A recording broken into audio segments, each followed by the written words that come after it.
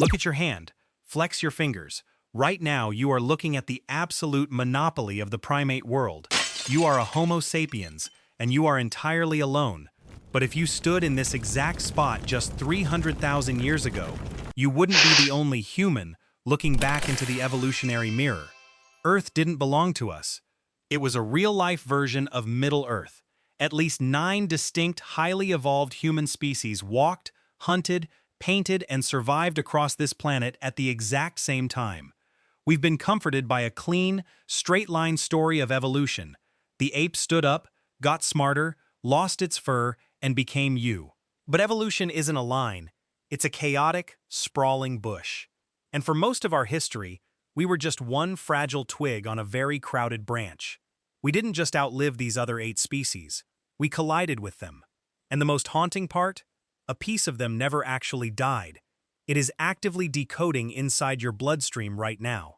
To understand how we became the last ones standing, we first have to visit the parallel empires we wiped off the map. Shift your gaze to the freezing, unforgiving tundras of Pleistocene Europe. This was the domain of the apex ice predators, Homo neanderthalensis. Pop culture has done the Neanderthals a massive, historic disservice. We picture them as grunting, hunched-over brutes holding wooden clubs. Forget that image. If you gave a Neanderthal a haircut, put him in a tailored suit, and sat him on the New York subway, nobody would look twice, except to notice his massive, barrel-chested physique. In fact, their brains were actually larger than ours. While the average modern human brain clocks in at roughly 1,400 cubic centimeters, a Neanderthal's pushed past 1,600. They weren't surviving the Ice Age by dumb luck. They were master tacticians. They engineered complex birch bark pitch, the world's first synthetic glue, to bind stone points to their spears. And they didn't throw those spears from a safe distance. They were close-quarters ambush hunters, thrusting heavy weaponry directly into the thick hides of 10-ton woolly mammoths. When paleoanthropologists look at the skeletal remains of adult Neanderthals, the bone fracture patterns don't look like standard prehistoric injuries. They match the exact, high-impact trauma profiles of modern professional rodeo bull riders. They suffered horribly, but they took care of each other. We have found Neanderthal skeletons of elderly men who were blind, missing half their arm, and crippled by severe arthritis, yet they lived to an advanced age because their group chewed their food for them and carried them through the snow. They buried their dead with wildflowers. They had a soul. Now travel 4,000 miles east, into the freezing, pitch-black void of the Denisova cave in the Altai Mountains of Siberia. Here lived the Phantoms, the Denisovans. We know almost nothing about what their faces looked like, because we have only ever found a handful of their physical fossils, a single fractured pinky bone, a partial jaw, and a few unusually massive molars. Yet, their genetic ghost reveals an empire that stretched from the freezing Siberian taiga all the way down to the tropical jungles of Southeast Asia. The Denisovans possessed a true biological superpower. They conquered the death zone of the Tibetan Plateau at 15,000 feet above sea level. At that altitude, the oxygen is so thin that a normal Homo sapiens body goes into a state of chronic hypoxia, thickening the blood until the heart fails.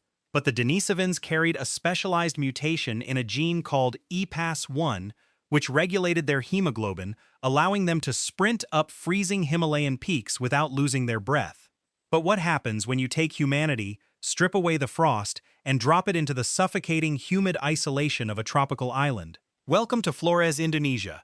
Meet Homo floresiensis, affectionately known to science as the Hobbits. Standing barely 3 feet and 6 inches tall, a fully grown hobbit weighed about 55 pounds. On this secluded island, the normal laws of mammalian biology went completely haywire through a phenomenon known as Foster's rule. Big animals ran out of calories and shrank, small animals lost their predators and grew into giants. So these tiny humans shared their jungle with Komodo dragons, giant man-eating marabou storks that stood taller than they did, and stegodon, a species of dwarf prehistoric elephant the size of a modern cow, which the hobbits actively hunted and butchered. They had brains the size of a peeled orange, yet they crafted stone blades, used fire, and survived on Flores for hundreds of thousands of years. And finally, hidden deep inside the rising star cave system of South Africa, lived the underground ghosts, Homo naledi. To find their bones, modern paleoanthropologists had to recruit specialized, extremely slender cavers to crawl through a pitch-black, jagged limestone chute barely 7 inches wide. At the bottom of this terrifying drop lay thousands of bones. Homo naledi was a bizarre evolutionary Frankenstein. They had the shoulders and curved fingers of a primitive tree-climbing ape, but the feet and hands of a modern human. Their brains were tiny, yet the evidence suggests something deeply unsettling. They risked their lives to drag their dead through that pitch-black, suffocating labyrinth, using torches, just to deposit them in a sacred, subterranean chamber. A species with a brain the size of a chimpanzee's had invented the concept of a cemetery. 9 different ways to view the stars. 9 different ways to laugh, shiver, and raise a child. For tens of thousands of years, this beautiful, fragmented human map held together in a delicate global balance. Until about 70,000 years ago, a small, desperate population of a 10th human species crossed the Sinai Peninsula out of Africa, stepping into the Middle East, us. And when the parallel lines of humanity finally crossed, the real horror story began. Theory 1. The climate trap. As the Pleistocene epoch violently shifted toward the Holocene, the massive megafauna began to die out. Neanderthals were hyper-specialized apex predators. Their massive, muscular bodies required up to 5,000 calories a day just to survive the cold. When the woolly mammoths vanished, their hyper-specialized biology became a concrete weight around their ankles. They simply starved. Theory 2. The sapiens superweapon. And no, it wasn't a sharper spear. It was gossip. Biologically, all primates are bound by something called Dunbar's number. A chimpanzee troop cannot grow larger than about 50 individuals before it splinters into bloody civil war, because a chimp brain cannot keep track of more than 50 social relationships. Neanderthals likely suffered this exact same hard biological limit, living in isolated, hyperlocal family bands of 20 to 30 people. But Homo sapiens experienced a bizarre, random neurological mutation, the ability to talk about things that do not physically exist. We invented fiction. We invented tribal spirits, abstract trade agreements, and shared myths. This superpower allowed 500 complete sapiens strangers to trust each other and fight as a unified, highly coordinated army. When a local band of 30 Neanderthals clashed with a sapiens trade network of 400, it wasn't a war, it was a simple math problem. Theory 3. The first genocide. This is the theory we hate to look at, because it holds up a mirror to our modern selves. Homo sapiens are an aggressively invasive, highly territorial species.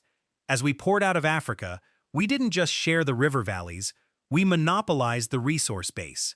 We hunted the same deer, occupied the warmest caves, and slowly, over a brutal span of 5,000 years, squeezed our cousins into the most jagged, inhospitable corners of the earth, until their birth rates dropped below their mortality rates, and their fires went out forever. And so, the sprawling, beautiful bush of human evolution was aggressively pruned down to a single, lonely twig. Look back at your hand one last time. Those parallel species didn't vanish into the dirt, they were absorbed. If your genetic lineage traces anywhere outside of sub-Saharan Africa, roughly 2% of the DNA currently coding your hair, your skin's response to sunlight, and your immune system's ability to fight off modern RNA viruses was handed to you by a Neanderthal. If you can survive high altitudes, a Denisovan is keeping your lungs open right now. They are the ghosts in our biological machine. We sit alone at the top of the world today, masters of the planet, but suffering from a profound cosmic amnesia. For 300,000 years, we had brothers and sisters to look at. We knew we were part of a family. Today, we look at the animal kingdom and see subjects. We look in the mirror and see a god. We have forgotten what it feels like to share the earth. If you want to keep exploring the lost anomalies of science and our forgotten past, hit subscribe and leave a comment down below. If a Neanderthal walked into the room with you right now, what is the very first thing you would say to them? See you next time.